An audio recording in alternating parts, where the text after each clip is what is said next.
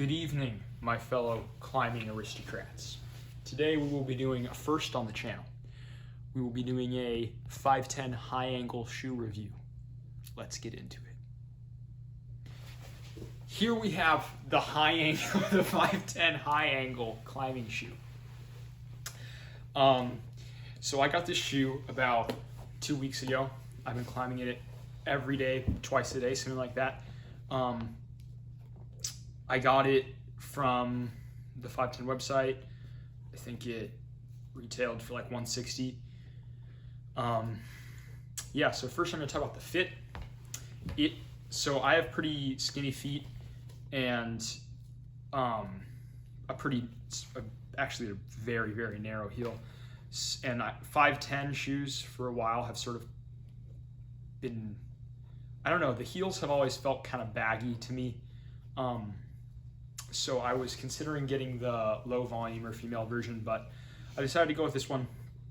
And actually, surprisingly, the heel was like the best fitting part of the shoe.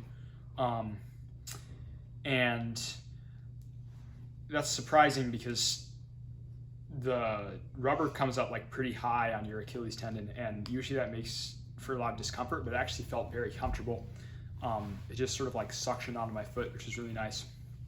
And I've been doing a lot of routes that are very heel hook intensive, like a sit start where you're pulling pretty much all your body weight on your heel, and it just stayed. I never felt like it was in danger of coming off. So that was one of the best things about the shoe, was the heel. It's like very squishy here, and it has a very firm layer of rubber here. The next thing that I really enjoyed was the toe patch. So most of the modern, more aggressive bouldering shoes have like a significant amount of rubber on the top of the foot, but this one was interesting because usually it's sort of, in most cases, it usually comes up sort of straight. But this one sort of tapers off and goes all the way around. And I didn't think that, I was sort of worried that that would be hard, or I have to change my toe, but I realized that you sort of more naturally put the side on anyway. And that's where all the rubber is here. And it's really, really convenient to just be able to kind of watch it in there and not worry about it. Yeah, it has a pretty good grip, as does most stealth rubber. This one on the toe especially, it's very sensitive and nice. Pretty thin layer, but feels very durable so far. No even sign of like delamination or anything. And then the third positive thing is the rubber in general is very, very good. This is a stiffer shoe. It edges phenomenally well on like small crystals. But at the same time, surprisingly, due to the split midsole, it smears and is sensitive as well, which is very, very nice on a wide variety of rock types.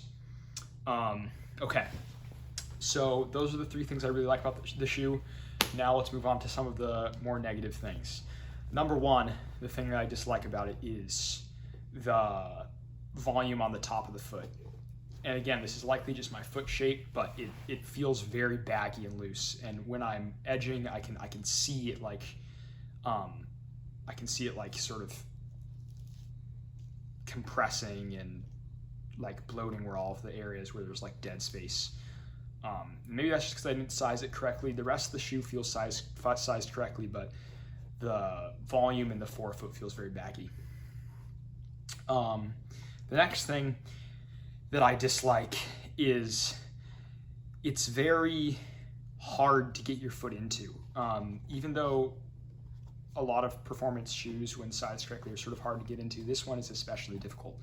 And that may be because of how high the rubber rides up on the Achilles tendon, but